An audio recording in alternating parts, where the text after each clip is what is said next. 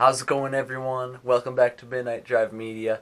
It is currently like 10 o'clock on a Friday night. It's dark out, but tomorrow is going to be a huge storm, so I want to get this video out, and I'm really excited after a whole 6 months of owning my car and wanting this. Ever since I got it, I finally bit the bullet, and look at this, look at this, look at this. I got the Flashpro. Finally, I'm so excited. We're going to go install it and upload a base map, and I'm going to go take it for a rip, and I'll give you my first impressions, and yeah, we'll see if it makes much of a difference, cuz I had a single overhead cam, R18 engine, 8th gen as my first car, and I had the Flashpro on it, but it didn't make much of a difference. But I mean, that could just be because it's a single cam poopy engine, but this is a legit case series, so we're going to see what happens. I got the Flashpro Manager downloading on the laptop right now, so we're going to get that and take it out to the car, and we're going to get her going. So I'll see you there. Alright, so we're out in the FG2, and holy goddamn balls, like, I'm pretty sure for everyone else, working on computers and doing computer stuff is easy, but for me, like, it's so annoying. And like, I've been sitting in here for a good 20 minutes trying to figure out how to lock the damn thing to my car, so that's pissing me off, but we finally got it, so we're gonna upload a base map real quick here and see how that goes. Alright, so I know my camera isn't gonna focus on these, but I'm trying to look through, and none of them are looking like they're really matching up with what I've got. I just have a short ram and a catback, and all of them are either just for a short ram or for a short ram or a cold air and like header and catback. I don't want to put on a header tune because I don't have a header, obviously. So I think we'll just go with the InGen short ram intake base map right here. And yeah, so I guess that's what we'll go with, because we're getting a header soon for this, so we'll just do another base map once that's installed. So, boom. Alright, so see if that uploads. So I guess it's uploading. I disabled rev hang, and I set my launch control to 3000 RPM, so while this downloads, I guess we'll see if I don't blow up my car. I've heard people talking about like running like map calibrations as opposed to like MAF or whatever. I'm not too familiar with tuning and stuff like that, so I'm not really sure the difference. But I guess people say map is better, but I'm not really gonna mess around with anything. I'm just gonna upload this base map and see what kind of a difference it makes. So get back to you when this is all uploaded. I didn't realize that when you're uploading it, it makes your tack go. I look up, I'm like, wait, why the hell am I at 5,000 RPM? I'm like, oh, it's uploading. So that's pretty interesting. Alright, it's uploaded, so let's see if I didn't brick my ECU. Alright, well, car started. That's good. So, I guess I'll kind of set up the camera and just take it for a quick rip and kind of give you my impressions and see if anything changed. Really hoping I didn't blow up my car. So, yeah, let's just go, and this is my first time ever driving on it, so we'll see. You're gonna get my complete first impressions on this. So, here we go. I'm kind of nervous, honestly. Turn on the headlights. I remember with the R18, like, the one thing I did notice was it kind of helped, like, the torque dip the car had. So I wonder if this thing's gonna kind of give it a little bit more down-low grunt.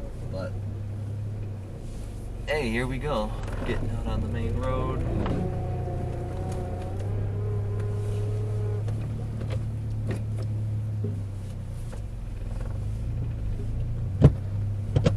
Adjust my seat.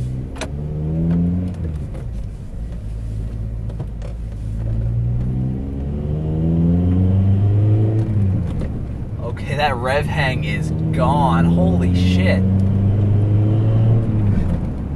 Like, when I first bought this car, the one thing I noticed right off the bat when I was shifting was how bad the rev hang was.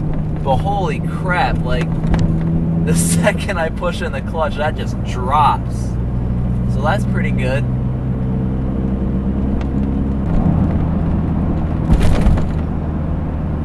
Okay, I'll downshift and see.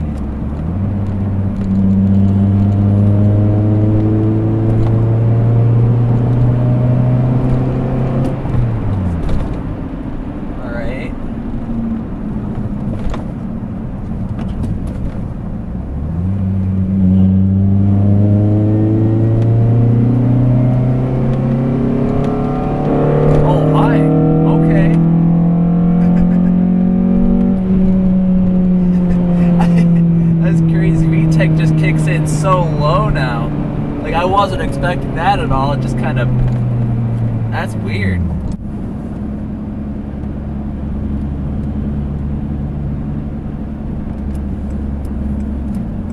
Alrighty, so have I noticed anything much different? I'll be completely honest, not much has changed. It kind of feels like the R18, honestly, in terms of the difference. Yeah, I mean, VTEC does kick in lower.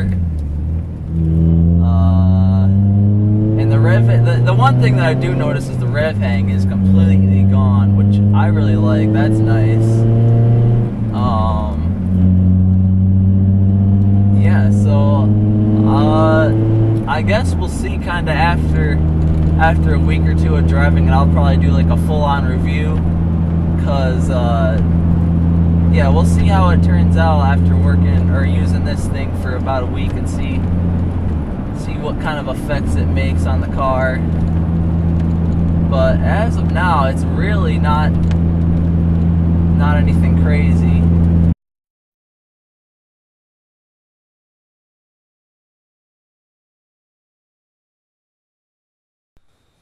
Alright, so it's the next day and the snow's starting to fall, but last night I was kind of tired. I wasn't really, I don't know, I was just kind of not feeling much. I don't know, I wasn't feeling too good last night, so we're going to go out again and take it for a real quick drive because the snow's starting to come down.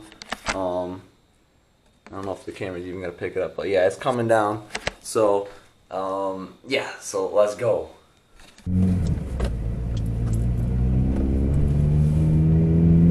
Alright, we're setting off.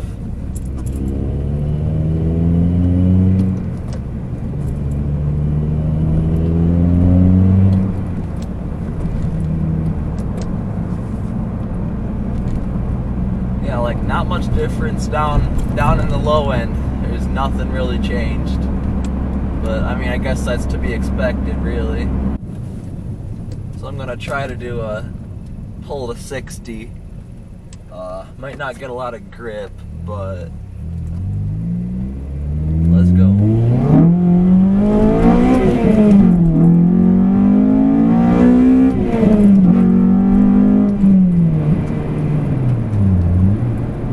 Alright, first gear was a no-go, but second kind of pulled. It's definitely weird because there's not that VTEC kick in the ass, like how it was stock. But I definitely feel like if I was to take this like around a track or something, it'd be a lot better because you're not kind of struggling to get that VTEC. It's already there. The power's already kind of smoothed out. So I can understand definitely why people say you need Hondata, because it makes sense that you need to have a smoother power band and you have more access to it, I guess. Yeah, because having to wait all the way up until 6,000 with the stock, that's kind of annoying if you're driving around a track somewhere and let's say you shift and you're in 5,000, you've got still 1,000 RPM where you can't really have much power. But now it kicks in like right there, so that's nice. So yeah, from like 45 all the way up to 8 grand, you got power, which that's a good thing. So I guess I wasn't really realizing that last night, but that is pretty nice, kind of having a wider power band.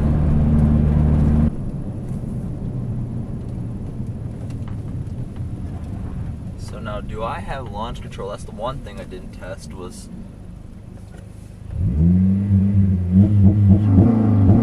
Ooh, that's cool.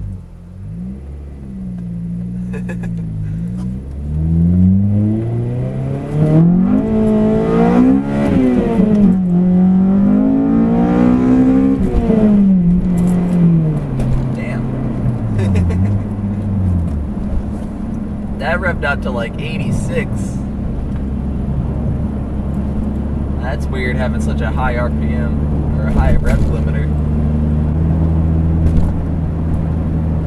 See, I really can't get a full good pull because the roads are kind of poopy right now. So, yeah. But I got kind of a better feel for it today because I wasn't super tired like last night. But overall, I don't know, it's going to take a week or two to really kind of daily drive it and see if it's justified to spend the $700 to get the tuner. So I don't know, I feel like to some people it's a toss up, like for me, just because I don't have full bolt-ons yet. So we'll see when I do get a race header if that'll change anything, which a lot of people say it does. So I guess we'll see. So I hope you enjoyed this video. I don't know, it's pretty exciting for me to finally have Hondata, and I definitely did notice a difference. It's just nothing as drastic as I feel like people kind of play it up a lot, like you need Hondata, you need it. I don't know, for my setup you don't really need it. But it's definitely a mod to definitely consider getting, and like I said, we'll see a couple of weeks from now how I like it. So yeah. Thank you for watching. Like and subscribe and ring that bell or whatever, and I'll see y'all next week.